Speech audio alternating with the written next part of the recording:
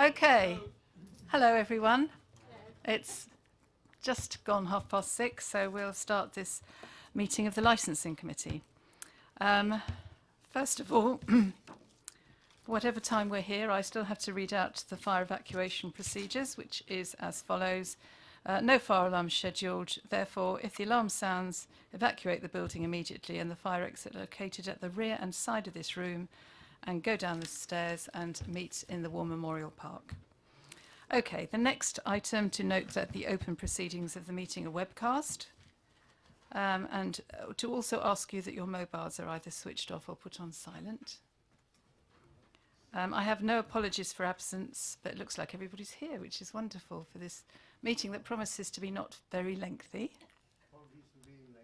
Oh, that's about 2 minutes, that's fine.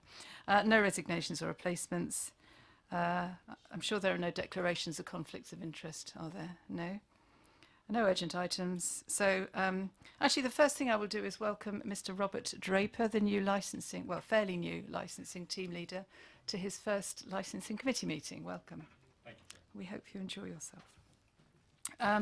Right, the first main item is to confirm the minutes of the meeting held on the 31st of October 2017. Can I have them? Yes, correct. Thank you very much. So the main item, the one main item on the agenda, is to revisit our proposed fees and charges for Hackney carriage and private hire vehicle and operators. We are revisiting this because there was an objection, and that requires us to discuss the objection and to make a decision tonight. But I'll hand over to, is it Robert? Or Robert, to just introduce it for us and explain why we're here. Thank you. Thank you, Councillor Chair. Can you all hear me clearly? I tend to be rather loud when mic'd up. So, right. Firstly, thank you for your time coming up this evening. The setting of fees and charges for the taxi trade is fairly closely regulated by the 1982 Local Government Sustained Provisions Act. And as a result of that, the times of it are very fixed. Now, I understand that you've met previously to discuss these, but due to a timetabling error, the follow-up meeting wasn't within the 2-month deadline. So we've gone back out to re-advertise the same fees, and we're now at a meeting that was within that deadline. And should you decide to approve the fees today, then those fees have to take place within 2 months of the date of this meeting, which is the 30th of March. And that allows us to comply with our legal requirements to ensure that these fees are correct, set statutorily correct. The fee setting process has been rather delayed due to a number of factors with staff turnover and obviously the timetabling issue that we discussed earlier on. Apologies for that. One of my things that I'll be doing over the next year or so is to pull those timings back into alignment to allow us to set the fees in a timely manner and to ensure that they are done as tightly as they can be. But in the meantime, we have these. The fees here that have been proposed are of the lowest possible raise, simply being an inflationary increase of 1.5, I think it is, Nick, Tom, to cover any increase in costs of an inflationary nature for this year. We have received, these went out to advert, and we've received one objection. The objection is on page 11 of your papers, section 3.3, which has come in from the chairman of the Basingstoke Taxi Driver Association. The objection there is the same that was raised as the earlier one. It's simply repeated to us. I don't need to read through that for you. I think you should all be familiar with that. Obviously, the Taxi Driver Association represents a number of the drivers within the area. Obviously, the trade is not going to welcome any increase in fees. However, we have, as an authority, have a right and a legal justification to cover our costs as best we can. The fee setting process allows us to recover fees for some, but not all of our activities. So, for example, enforcement of taxi drivers, we are not allowed to recover our costs from, but we are allowed to recover our costs for enforcement of taxi vehicles. If anyone likes to debate the vagaries of taxi licensing with me, they can do so at any time they feel free. But it is more of an art than a science. We have in recent years done a systematic review of the fees, which I'm sure you're all aware of, and that's led to some changes in the fee setting in recent years. So the push forward now is really to see whether you wish to approve these revised fees as they are laid out to you in the papers.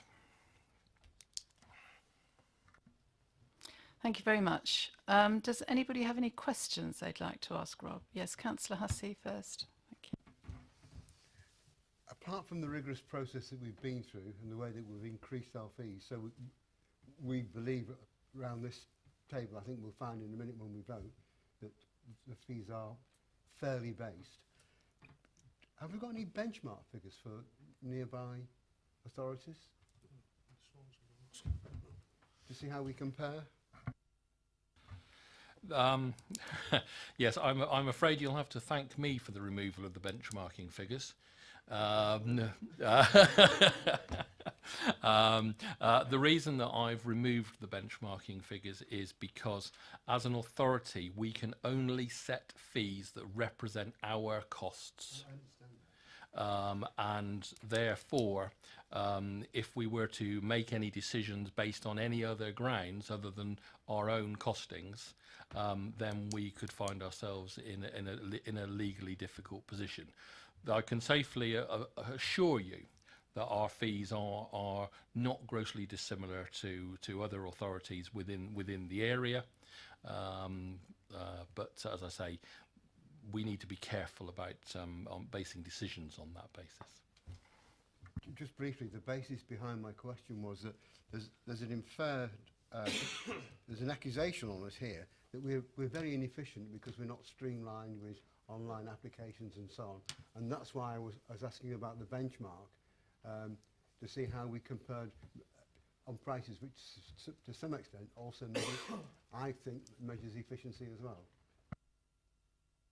Yes, I'm happy to address that point. I think it would be fair to say, having been in the licensing game for a few years now, that not many authorities have a particularly workable online application procedure, particularly with regard to taxi licensing.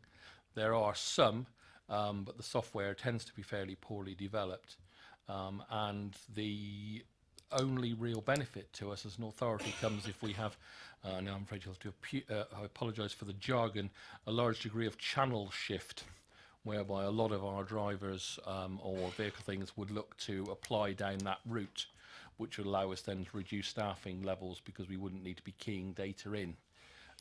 Experience shows that level of channel shifts, particularly with the taxi trade, is hard to achieve. Not to say that we shouldn't go down that route, and we're already looking at online forms, but the savings tend to be fairly minimal. Thank you. Councillor Gardner. A fairly simple question. You've talked about implementation from the 30th of March as being the latest date. How soon could they be applied? The fees and charges could be set in from the tomorrow, effectively. We have 2 months to implement them in. The issue for us is that obviously we would need to advise the trade, and we then need to reset our fees and internal charging with regard to the front of house, etc. I think you'll find on section 6.3 on page 13 the loss of income over the entire year, I think, is 2,300. So the time and difficulty of bringing it in outside of the synchronisation with our normal fees and charges turnover at the start of April would probably negate any real income brought into the authority in that time. Thank you. Councillor Mrs Frankham. I'm not sure if it's the right thing to ask, but I'm new to licensing and don't have the knowledge that my son obviously does, and I suppose I should have asked him. But on the objection on 3.3, the second bullet point, they were asking for audited accounts, etc. That, I mean, it obviously sounds like somebody's feeling very bitter, and I think you've already alluded to that. Are they entitled to see them? Is it sort of like ready for the public to see? And the second part of the question is, do we know what the actual running costs are for a Hackney cab? Because we always hear them saying about how hard things are. What kind of evidence have we got? I don't know about how it works, what they've got to pay out or whatever. And I just wondered if we're making decisions that perhaps we should have, or at least I should have a bit more knowledge. Other people may already know, but I just, if I do a job, I like to do it properly. So I'd like to, find out. The fee setting process has been open and transparent with the operators, as it was before my time here. But we were clear about how the fees were set and the cost that it was based upon. With regard to the costs of running a Hackney carriage, how long is a piece of string? Effectively, all of the drivers for private hire and Hackney carriage are effectively self-employed for Hackney carriages, and a lot of them may be employed, so they may not bear their own cost directly anyway. The authorities' two considerations in licensing of licensed vehicles primarily is one, public safety. So is any member of the public safe to get into A, the vehicle, and B, with the driver? And secondly, that we comply with the legal requirements of the fee setting. So we can only charge, as I've already explained, for some of the things that we incur costs for. So we are never at a total cost recovery basis with regard to that. But I don't think we've got too many taxi drivers who are going out of business. I'd like to say I don't doubt the integrity of our officers, and I know how deeply they go into this. But I just wondered, I know you can't really do an average, but what a taxi driver, what they actually have to pay out for, what are the different fees, and perhaps you'd like to email and sort of let me know rather than we sort of say now. But I'm just interested to know. I know they've got to pay licenses, etc., and I'd just like an idea of what it is. I know they seem to be queuing up to be doing taxi driving, so it can't be that much of a problem. But I'd just like a bit of knowledge. The fees are obviously set out in the back of your pamphlet, yeah. So that's what we charge them per year or on a 3-year basis for a driver's license. With regard to their additional costs, those depend significantly upon the driver, the type of vehicle they operate, how they operate. I mean, insurance is high for them, typically £1,500 for a Hackney carriage vehicle. But they may operate something that's worth a few £1,000s or up to a Bentley at £50,000. That's purely the market they're in, and they will charge accordingly. So that does help, because where you said we take into account the cost to us and what we do, we have to concern ourselves with our end of the business and not so much other bits and bobs. And Thank you. Next in the queue was Councillor Putty. Thanks, Chairman. Mr. Draper, you may have answered this particular query of mine regarding Section 70 at 5.2. The fees charged can only cover the cost of administration of the licensing scheme and the enforcement of licensed vehicles. And at 6.3, the prediction of the income loss is approximately 2003-44, 2017-18.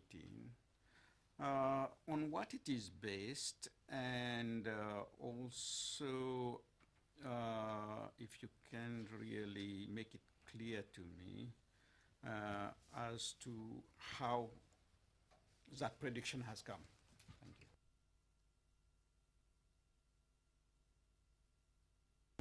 I looked at the income from the previous year, which obviously we have the data for. The number of vehicles and drivers is reasonably static within the authority. So assuming that there was no significant change in the number of vehicles or drivers that we licensed, I simply then applied the 1.5% rise. So if we don't approve a 1.5% rise, then the figure should be the same as this year. So effectively 1.5% is £2,345 for our income from drivers. So you are saying that this is to cover the costs and like it says at 5.2 and not like making any surplus. I can safely say there's no surplus in taxi licensing. It is merely an issue of how much the enforcement of the trade is subsidised by the authority. Thank you very much. Councillor Gardner. Thank you again. Jane asked about the costs that the taxi drivers are incurring. What's happened to the fees that they've been charging over the last couple of years? Can I some clarification on that? Sorry.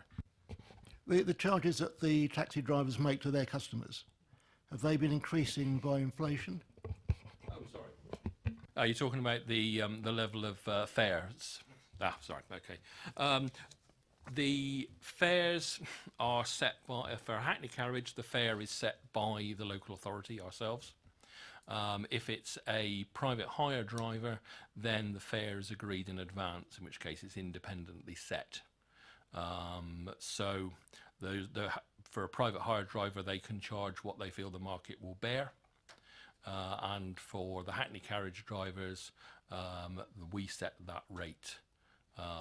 We are currently in, I think it's the top 10 or 15% in the country for the fare rate. But has it increased over the last 2 years? No, I can't remember. Off the top of my head, I can't advise you when the last fare raise was for Hackney carriages. I certainly haven't done an increase here. But as I said, we are in the top 10-15% of all costs of Hackney journeys in the UK. It has increased. I can't remember exactly when, but we did authorise an increase. Doesn't feel like it was too long ago, but I don't have it at my fingertips. And it'll no doubt come back to this committee before too long for another increase. Councillor Hussey. Chair, you may recall I was a member of the panel that looked at some detail and on the elements that make up the processing of a licence and how those costs were then accumulated to get the overall rate. And it was a very thorough process, and I was more than satisfied with the diligence that had been shown in arriving at that sort of procedure. And because of that, and because of what I've heard tonight, I mean, I would like to recommend that the fees should not be amended as per little one of the recommendation, and two, that we should implement the proposed increase as soon as is practical.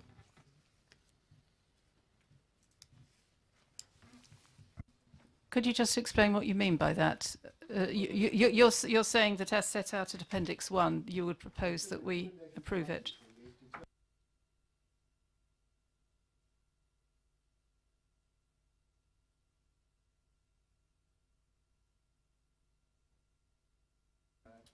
Could you just put your microphone on? Sorry, having listened to the objections that the fee should not be amended, having listened to those objections, and secondly, that the new fee should come into effect as soon as it's practicable. In other words, not in 2 months' time, but in 2-3 weeks' time, if that's possible. Thank you. Yes, now I understand what you mean now. Councillor Bowyer. I'd second that.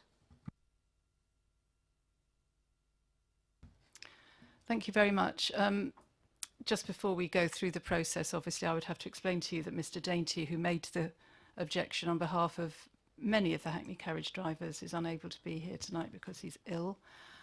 We would have had an opportunity to hear from him, but obviously having read his objection, he's addressing a historic argument he's had with fees in the past, and I quite understand that they want to raise the issue whenever they can, and they do, every opportunity. But yes, I mean, I agree that we can't make any arbitrary decisions now. That's something that he will be sorting out, and I believe he's already got a meeting with Mr Draper next week, and they will churn through that, but it's not for us at this committee. We don't have any of the facts at our fingertips. So, if everybody's agreed, as far as when it is implemented, I'm assuming that what you've said is the soonest you think that you can get it out there, or can you make it even sooner? I would have to speak to the front desk, because obviously ultimately they're the ones who take our money, if you like, in this issue, and we need to we'll need to make a change to the council's fees and charges tables, because obviously it's a centrally held fees and charges. I'd have to speak to the accountants who decree such things, about whether we can change those midstream, as it were, for our fees and charges for this year, which is what we're talking about. And that was one of the reasons why I had suggested to the committee that we may wish to implement on the 30th of March, because that would be in time for the new fees for next year.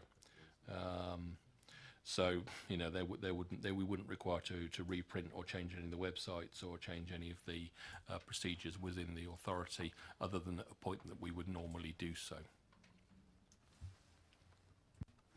Thank you. So we're happy to say, in Mr Draper's judgment, as soon as it's practicable for him and his team. Okay, that's fine. We leave it in his hands to deal with whatever timing is best. So we've had a proposer and a seconder to accept the fees as listed at Appendix 1, to be implemented as soon as they can. Is everybody agreed?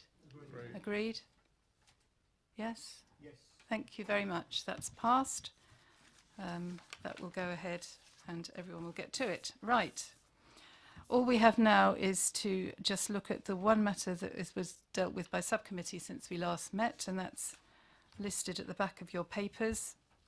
It was a licence for Premier Stores at 3 Winchester Street was revoked. Don't know if anybody wants any further news of that, but I understand that there has been an application for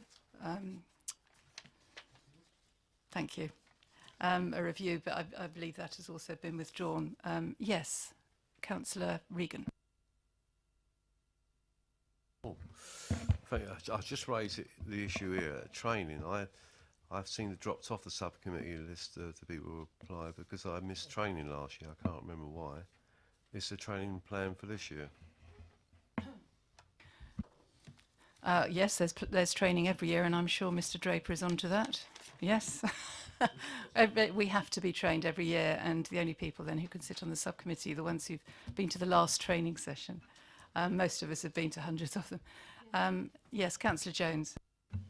Is that a fact that we have to be trained each year? I do find that a bit strange, if I'm honest with you. I sat as a magistrate, I've done training, but I didn't have training every year. Well, we've got a magistrate sitting there, we don't have training every year. And I do wonder whether we're actually piling too much on. For if we go through the same thing, it's the guy who does it's great, it's quite enjoyable, but you know, it seems a bit much if you, especially the time of year we usually have it, July, isn't it? I think last year. Do you want to address that one? the situation here really is one of due diligence and risk prevention more than anything else. As best that I'm aware, there is no regulatory guidance as to how often committee members should be trained, simply that they be adequately trained and up to date with any current changes in licensing law. Now, the government does like to change licensing law on a fairly regular basis. Sometimes those changes are large and sometimes they're minor in nature. Personally, I'm quite happy to offer a training or refresher training to any member who needs it.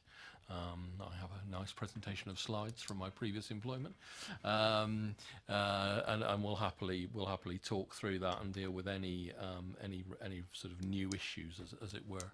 But I say I'm not aware that there's a statutory requirement for it. Councillor Regan? Yeah, Oh, sorry. Could I just ask a follow-up from Councillor? Okay. So I look forward to to go through that procedure, and so I can get back on the list then. Yes, absolutely. All I was going to say is if there's updates, could we not have them emailed out to us if there's general updates on the licensing law? I know some of them, as you say, are major, but if it's a minor thing, it'd be quite good, or even have an evening in the week, as we've done in other committees, to come in and have that training, because not everybody I'm afraid, wants to be here all day, personally, but that's me. Maybe I'm lazy, I don't know. You have done it a lot, I know. Councillor Robinson? Thank you, Chair. As you know, I missed the training as well, so if there is a training session you can arrange in the very near future, I think it would be very useful for both of us. Thank you. Thank you. I mean, perhaps we could just get together and talk through this whole issue of training counsellors. I mean, the important thing for me is that everybody is fully up to date with the law, what's required of them, and has some experience. Well, they have to obviously get experience as time goes by. But perhaps do it in a sensible way so that we're not constantly revisiting the same things time after time. So if the committee would be happy, maybe we could talk through that and just work out what we feel is the most sensible way of going forward, just to ensure, though, that we do run really good subcommittees. And I mean, that's the important thing for me, is that we make sure that we are as well trained as possible. And it might be that in-house training is on occasion might be more efficient than getting an external trainer in like we have. Councillor Gardner. Having attended the last training session, there were a lot of people there from other authorities. Presumably we charge them for attending. So is it actually a moneymaker for us? I can't personally answer that, but I do know that the person who gives the training charges a lot of money. Mr. Yeah, I think it was you, Jim Button, didn't you, Dan? Yeah. Oh, Corbyn, yes. You've had. I've done an awful lot of training, shall we say. In my time, I used to run training courses for the Chartered Institute of Environmental Health with one of my previous hats on. And yes, all of these trainers know where to put the decimal place, I'm afraid. Yes, your chance of if you break even, you've done well. So I very much doubt that you did much more than possibly offset your costs somewhat. I'm free.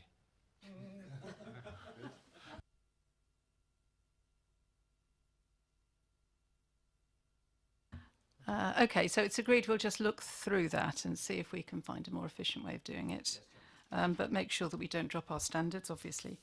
And finally, the work programme, it looks as if the June meeting will be a little bit beefier than the one that is tonight. I can see there's 3 items that we're due to be looking at. Receiving a report regarding enforcement, revisiting the taxi and private hire policy, which you remember we looked at our last meeting. There probably will be some comments on that, I'm sure, from the public. And also look at revisions possibly to our Licensing Act policy. That's licensing of alcohol and entertainment. There may even be more. Okay, so is everybody happy with that? Thank you. Anything else that anybody wants to say or raise? No? Yes, Mr. Draper. Just to say that obviously this is the first opportunity I've had to meet you all, so thank you very much for your time and being nice to me this evening. If any of you do want to come and speak to me about any licensing matters, please don't hesitate to pop in and say hello. Always happy to see a councillor. And likewise, if you have any concerns about licensing issues within your area, please do give me a shout. and I'm happy to discuss those through with you. Okay. Well, welcome, Mr. Draper, and we hope that you'll have many happy years with us. Hear, hear. Thank you very much. The meeting is closed.